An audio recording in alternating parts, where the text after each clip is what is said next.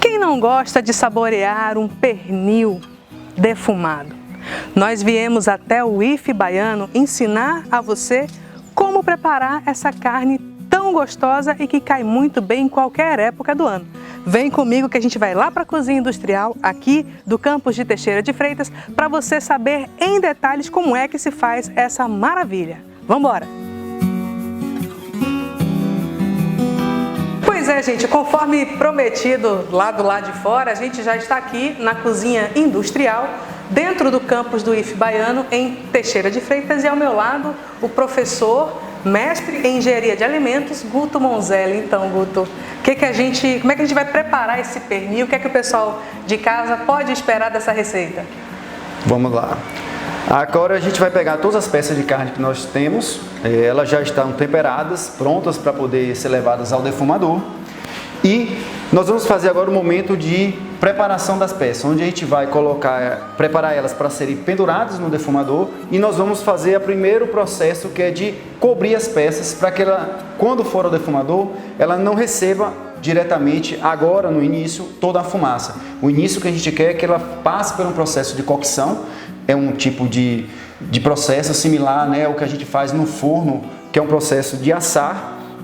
E ela vai cozinhando aos poucos, e depois, quando for dar o acabamento da peça, nós vamos fazer essa remoção dessa proteção, que é uma proteção feita de papel alumínio, ou pode ser também papel manteiga. Isso vai ficar, né, a critério de quem for escolher o material necessário, e depois ela vai agregando aquele valor sensorial que a fumaça vai trazendo ao produto. Não só o valor sensorial do gosto e do olfato, do cheiro, né, mas também o valor sensorial visual, que é aquela coloração que a gente espera, que é uma coloração dourada que a carne fica ao final. Aqui nós temos peças... Você temperou essas peças, vamos devagarzinho para quem está em casa poder acompanhar.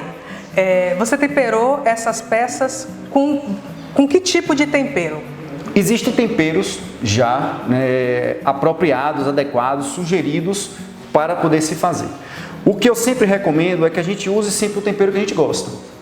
Porque você, no final da história, tem a maior probabilidade de aceitar sensorialmente o produto. No nosso caso, então, nós usamos temperos comuns que nós temos em nossa residência, né? Eu usei aqui açafrão, eu usei também um pouco de corante, né?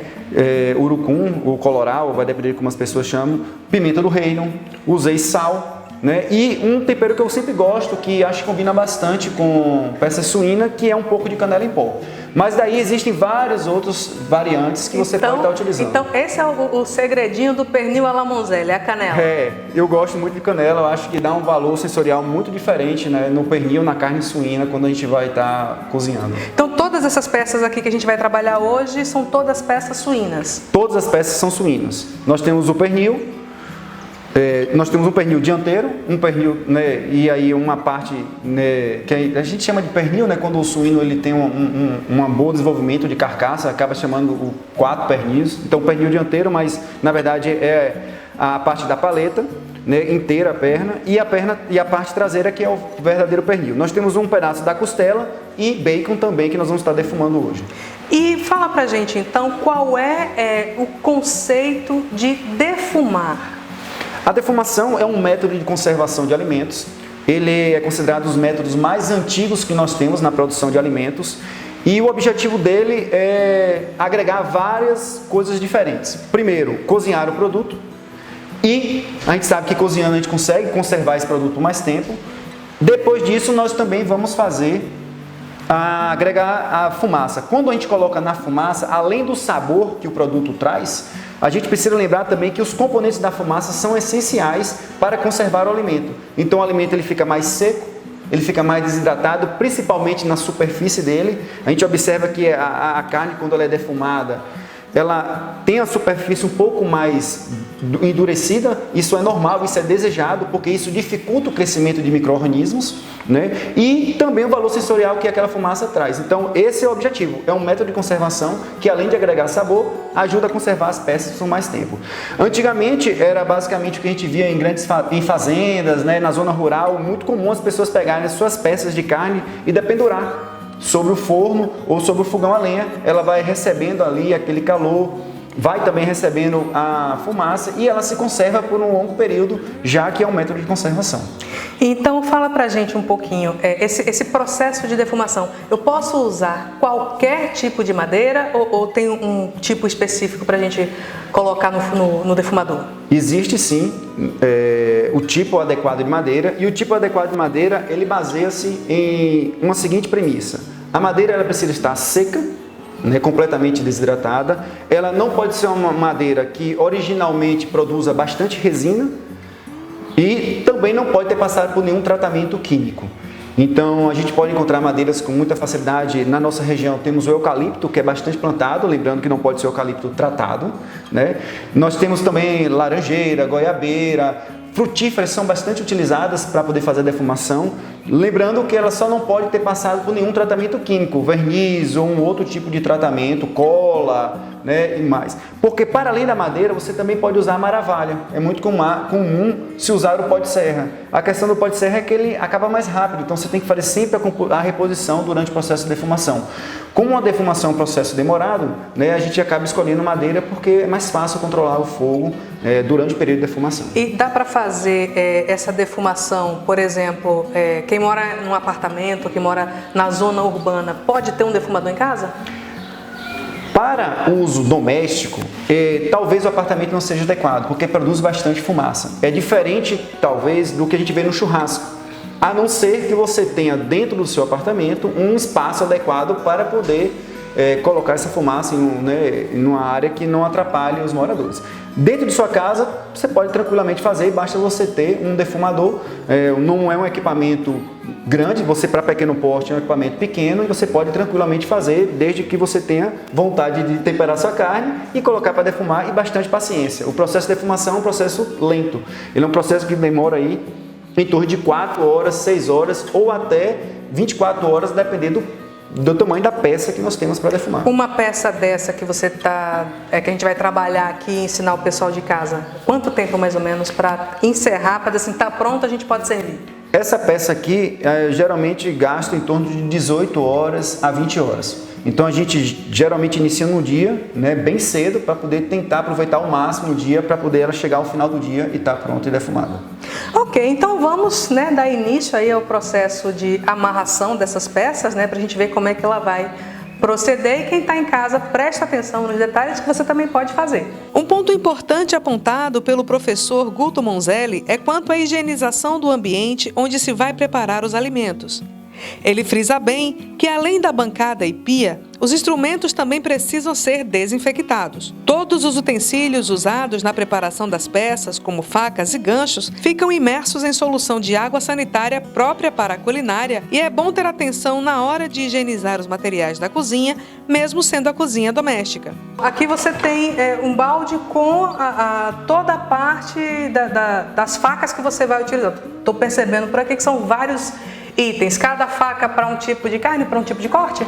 As facas elas têm um tipo de fio, né, adequado para o corte. Essa aqui é mais para um corte inteiro. Nós temos a faca de desossa, né, então ela vai facilitar. No caso nosso, como as carnes já estão cortadas, a gente não precisa ficar muito detalhado, é uma carne só para poder ajudar a colocar.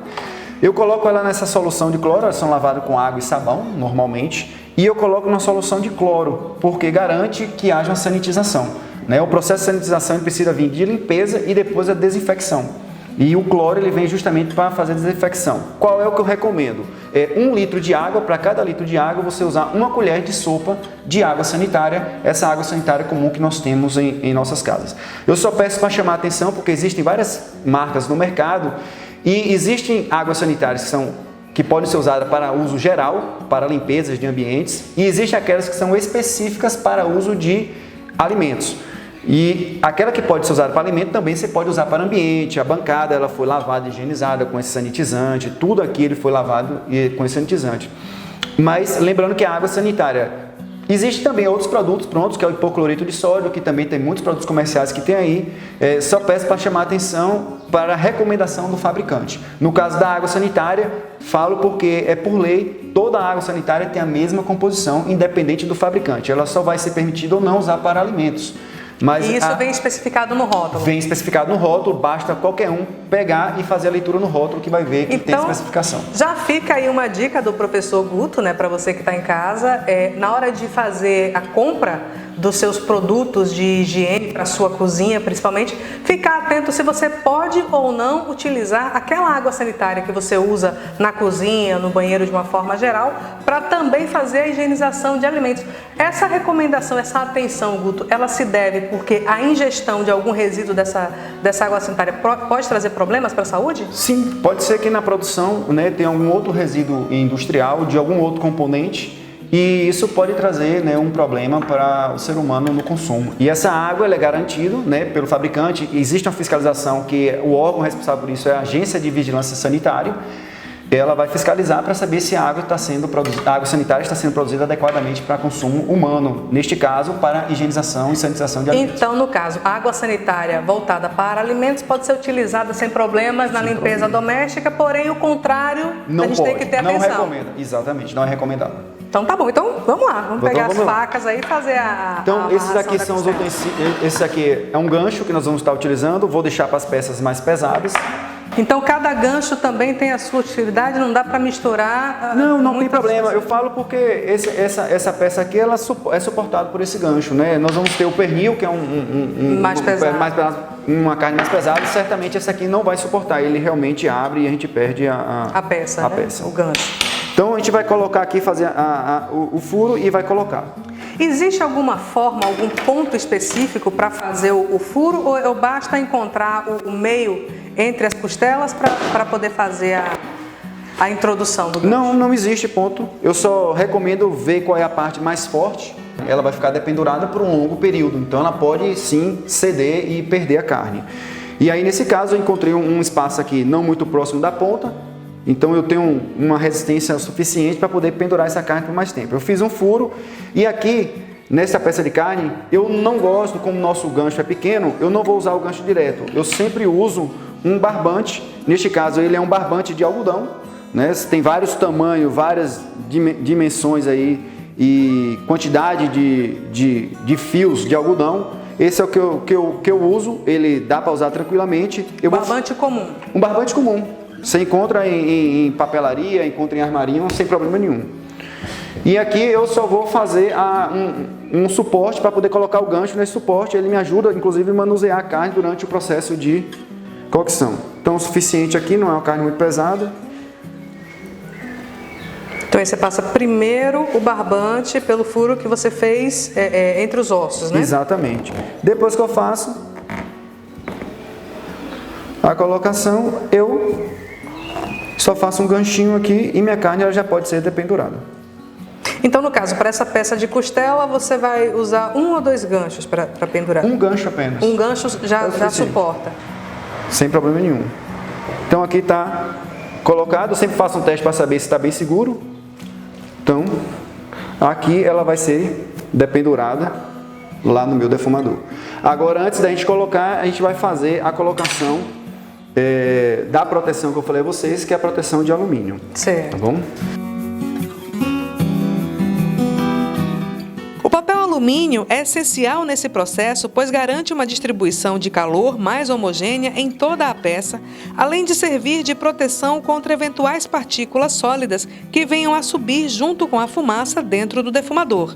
Então aqui, ó, a gente não se preocupa com muito detalhe em relação à peça estar 100% enrolada, porque a intenção não é abafar mesmo, é deixar a peça pronta. Então a peça está enrolada, ela está pronta para ir para o defumador.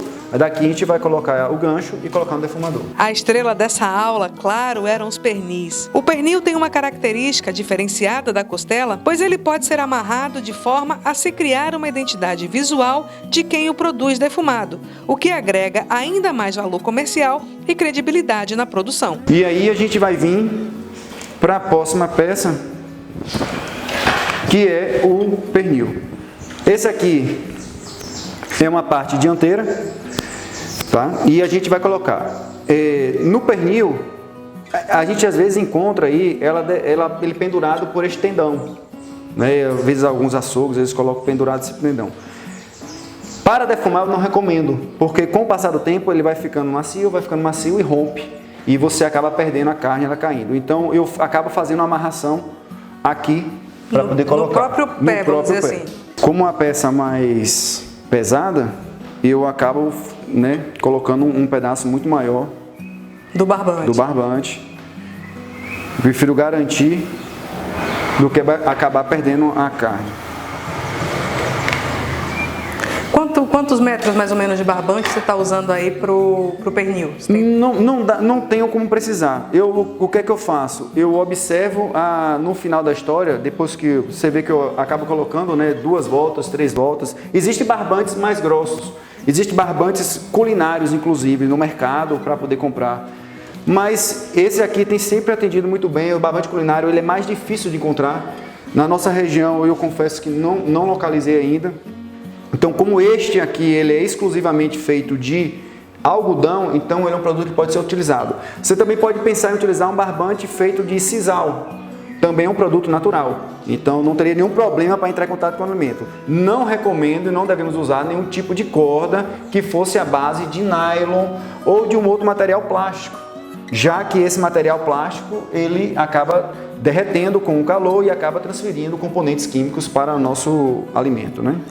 Então, sendo uma fibra natural que não tenha tido contato com nenhum produto químico, pode ser usado para fazer esse processo que você chama de amarração. Exatamente. Meninos, então, o algodão e o sisal, eles também não interferem no sabor da carne na hora da defumação, né?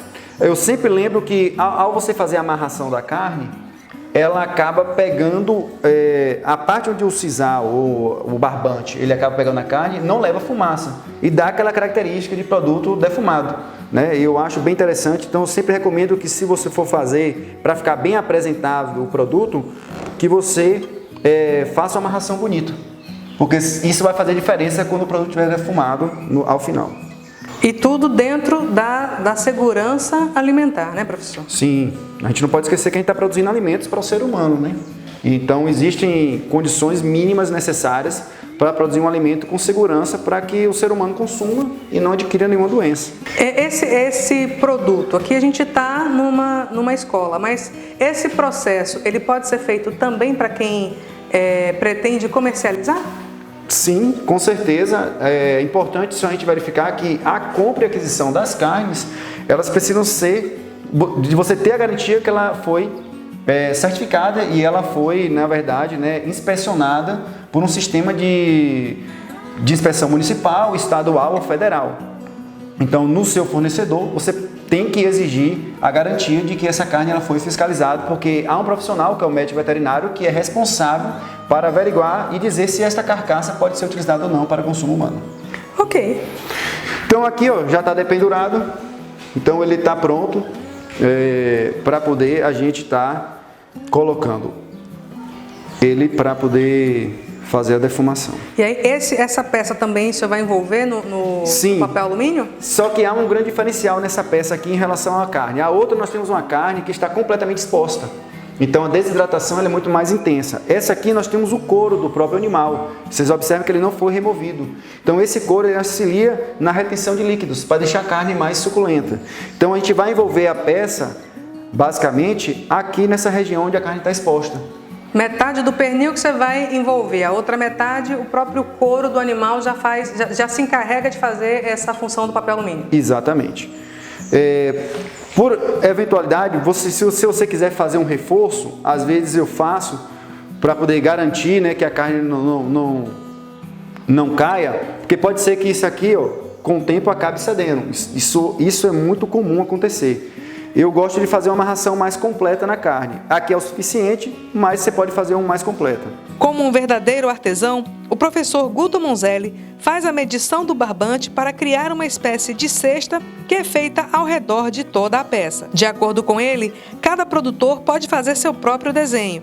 E isso é o que vai determinar a identidade do produto ao final do processo. Quer dizer, com um bom pedaço de barbante, a gente consegue fazer uma amarração segura para que a carne, já que leva um tempo de cozimento muito grande, muito extenso, ela não venha a cair e acabar perdendo uma peça inteira dessa. Exatamente. Mas existe no mercado esse tipo de rede já, digamos assim, já adequada para poder fazer a defumação, ou pelo menos pronto para fazer a defumação.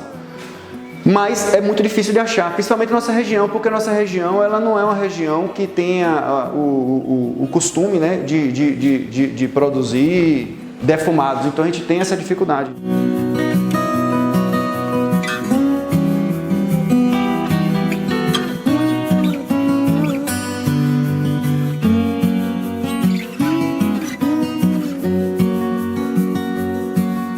A última peça que trabalhamos o processo de amarração e defumação foi uma bela manta de bacon, que é a mais simples de todas. Ela só pede que se encontre um ponto de equilíbrio na peça para fazer a perfuração e colocar o barbante. E aí nós vamos colocar para defumar. Esse bacon feito a partir da barriga do porco mesmo, né? É, ele é feito da barriga do porco, é o bacon tradicional, né? Aqui a parte do couro. E também passa acontece o mesmo processo do pernil, Guto? De não pururucar esse corinho? Mesmo processo, ele vai ficar muito similar àquele bacon que a gente conhece, que a gente compra no mercado. A diferença é que aquele bacon no mercado, por garantia, a indústria ela acaba utilizando outros conservantes, né? Principalmente os sais de cura, eles acabam sendo utilizados bastante, que inclusive ajudam a dar aquela coloração rosada, né? Que é do produto bacon feito no final. O nosso não, é só o tempero mesmo que a gente colocou, então a gente vai fazer um furo na carne. Tem alguma especificidade? Porque assim, na costela você buscou o entre ossos, né? E no bacon, qual é o ponto que você busca para perfurar? O ponto mais forte.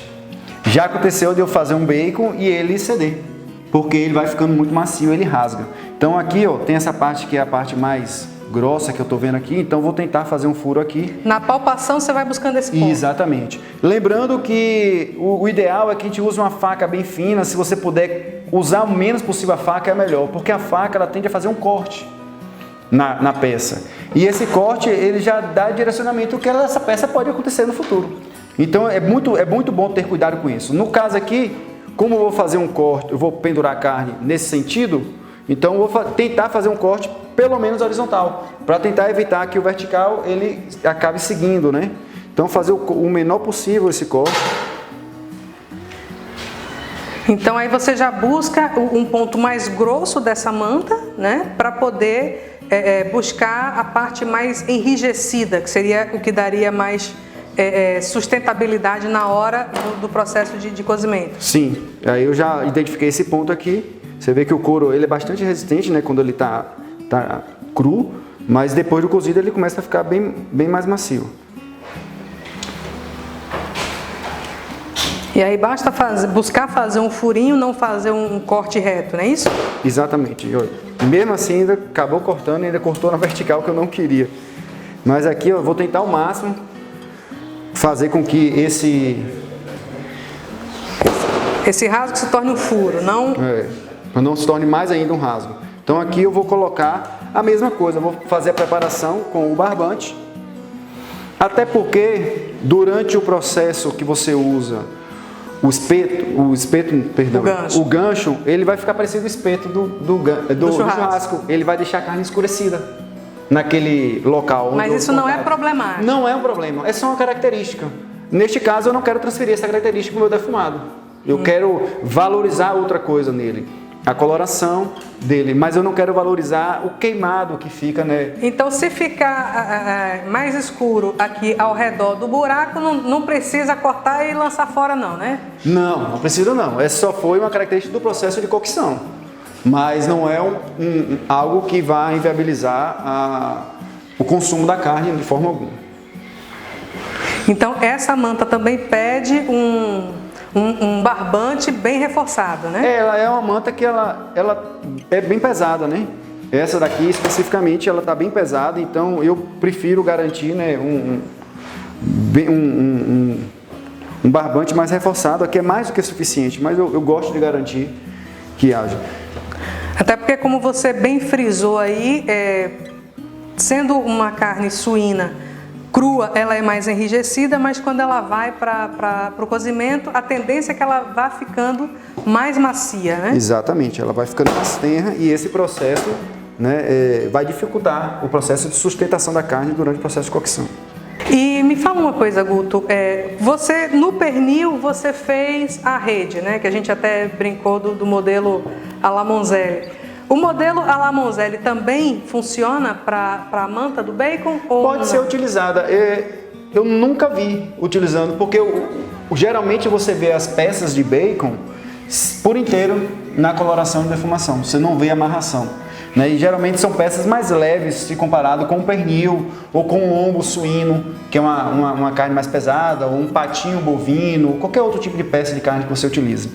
Então geralmente a gente não faz esse tipo de amarração daquela forma. A gente faz essa amarração mais simples, porque a gente acaba, né, desejando outras coisas, né, na carne, que é justamente esse aspecto de ver a carne.